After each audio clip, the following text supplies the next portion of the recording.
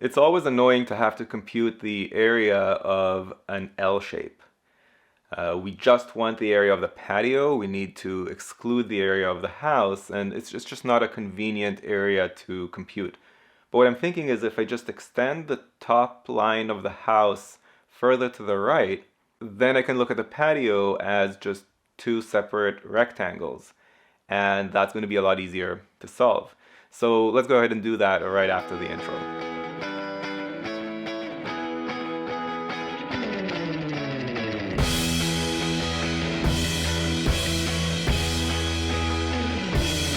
So once we've extended that line, we have at the top a rectangle that's just 15 by 40, or 600. And at the bottom right, we have a rectangle that's 20 by 20, or 400. So 600 plus 400 gives us the answer, which is 1,000 square feet. If you found this video useful, go to quantreasoning.com for a lot more where that came from. You should also click that like button and let me know in the comments below what you'd like me to make future videos about.